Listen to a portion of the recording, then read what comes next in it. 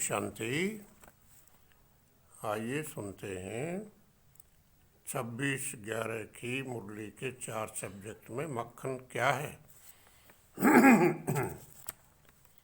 इसको नए पुराने सभी विद्यार्थी सुन सकते हैं। ज्ञान पर सबसे पहले बाबा कहते हैं 2 अक्षर गाए जाते हैं, सौभाग्यशाली और दुर्भाग्यशाली। जिसका भाग्य चला जाता है उसे दुर्भाग्यशाली कहा जाता है। स्त्री का पति मर जाता है तो उसे दुर्भाग्यशाली कहा जाता है। अभी तुम समझते हो, हम सदा के लिए सौभाग्यशाली बन रहे हैं। हम भारत को फिर से श्रीमत पर निरोगी बनाते हैं। इस समय मनुष्यों के कैरेक्टर्स बहुत ख़राब हैं। स्कूलों में और यहाँ भी स्टूडेंट्स का रजिस्टर रखा जाता है। अपने रजिस्टर में देखो कि हमने कोई भूल तो नहीं की है। तुम जानते हो ब्रह्मा और विष्णु में क्या कनेक्शन है। शंकर के तो कैरेक्टर नहीं कहेंगे। विष्णु के 2 रूप हैं, लक्ष्मी और नारायण। फिर वही 84 जन्म लेते, आपे ही पूज्य आपे ही पुजारी बनते हैं। प्रजापिता ब्रह्मा तो जरूर यहाँ सृष्टि पर ही चाहिए ना, साधारण तन चाहिए। ब्रह्मा तो है पतित पावन का रथ। जो पहले आते हैं वे 84 जन्म लेंगे। सभी 84 जन्म नहीं लेते, सभी एक साथ थोड़ी आएंगे। युक्ति से समझाना है। सारा मदार पढ़ाई और याद पर है। बाप ने पैगाम दिया है। पैगंबर मैसेंजर एक शिव बाबा है, दूसरा ने कोई। इस दुनिया में जो भी चीज़ें हैं सब हैं विनाशी। अभी बाबा हमें वहाँ ले जाते हैं जहाँ कोई टूट फूट नहीं। जैसे साइंस से यहाँ चीज़ें बनती हैं वहाँ भी साइंस होगी। तुम्हारे लिए सुख चाहिए। देवता थे सर्वगुण संपन्न, फिर कलाएं कम हुई। अभी तो कोई कला नहीं रही है। अभी बाप तुमको सच्ची सच्ची सत्यनारायण की कथा सुनाते हैं। जो बड़े से बड़े लोग हैं अथवा संत महात्मा आदि, ये बाप की नॉलेज उनकी तकदीर में नहीं है। उनको अपना ही घमंड है। शक्ल भी खुशनुमा रहती है। पुरुषार्थ करते करते तुम्हारी प्रारब्ध जब नज़दीक होगी तब बहुत साक्षात्कार करते रहेंगे। जो नापास होते हैं वह शर्म के मारे डूब मरते हैं। पछताना पड़ेगा। पूरा पढ़े नहीं, ट्रेटर बने, इसलिए सज़ा मिलती है। साक्षात्कार करवा के बताएंगे क्या क्या गलती की है।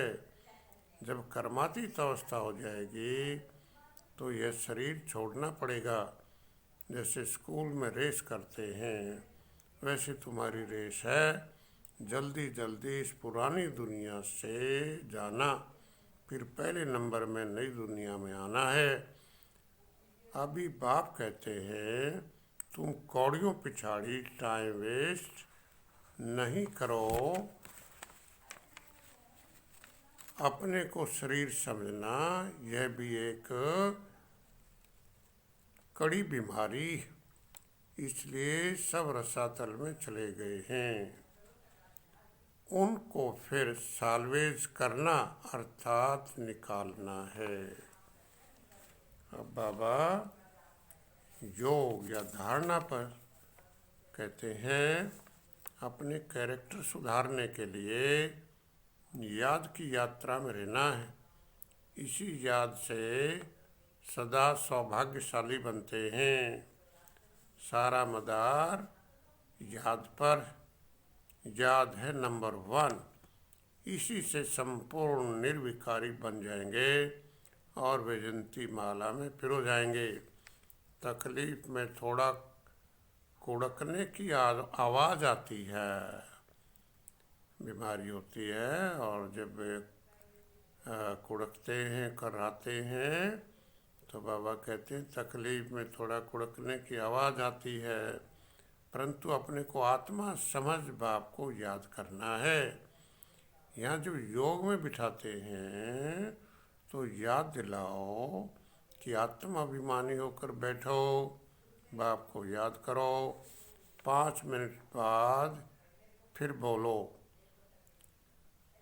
कि अपने को चेक करो, तुम योग में बैठते हो पाप कटने लिए, फिर पाप करने थोड़े ही चाहिए। वरदान में ही बाबा ने याद पर कहा, सूक्ष्म वतन तक अपने संकल्प पहुंचाने के लिए सर्व संबंधों के सार वाली महीन याद चाहिए। इस तरह से बाबा याद पर बहुत बोल रहे हैं। तो इसके बाद धारणा पर बाबा कह रहे हैं,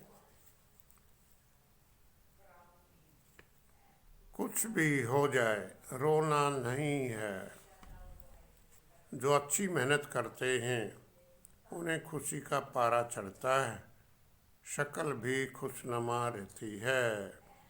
बाप की याद से ही हमारा कैरेक्टर सुधरता है।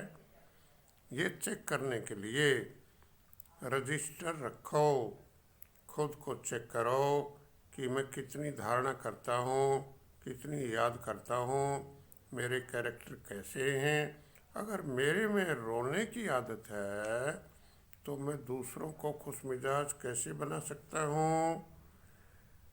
कभी भी माया का दास नहीं बनना है। खुशी में रहे कि गुम, खुशी में रहे कि तुम बेगर तो प्रिंस बन रहे हो। तो बाबा ने सार में भी बाबा ने याद धारणा पर कहा, नंबर 1, अपना टाइम रूहानी धंधे में सफल करना है, हीरे जैसा जीवन बनाना है, शरीर समझने की कड़ी बीमारी से बचने का पुरुषार्थ करना है। नंबर 2 पर कहा, अंदर बैठ जपना है कि हम आत्मा हैं, हम आत्मा हैं। वरदान, बाबा वरदान में धारणा पर कह रहे हैं, वॉइसलेस अर्थात निर्विकारीपन की शक्ति द्वारा सूक्ष्म वतन व तीनों लोकों का अनुभव करने वाले श्रेष्ठ भाग्यवान भाव। सूक्ष्म वतन की रौनक का अनुभव करने के लिए स्वयं को वॉइसलेस की शक्ति से, वॉइसलेस निर्विकारी की शक्ति से संपन्न अर्थात संपन्न बनाओ। वॉइसलेस की शक्ति से अपने को संपन्न बनाओ। बुद्धि योग भी रिफाइन है, तो ऐसे भाग्यवान बच्चे सहज ही तीनों लोकों अर्थात साकार मनुष्य लोक, सूक्ष्म लोक व ब्रह्मलोक या परमधाम की सैर कर सकते हैं। स्लोगन बाबा ने बहुत अच्छा दिया। वो भी धारणा पर, किसी व्यक्ति, वस्तु व वैभव के प्रति आकर्षित होना ही कंपेनियन अर्थात साथी बाप को संकल्प से तलाक देना है। फिर से सुनते हैं स्लोगन, किसी व्यक्ति, वस्तु व वैभव के प्रति आकर्षित होना ही कंपेनियन अर्थात साथी बाप को संकल्प से तलाक देना है। अब सेवा के सब्जेक्ट पर बाबा कहते हैं, बीमारी में अवस्था की परख होती, इसलिए खुशी बनी रहे और खुश मिजाज चेहरे से सबको बाप की याद दिलाते रहो। अगर खुश रहेंगे,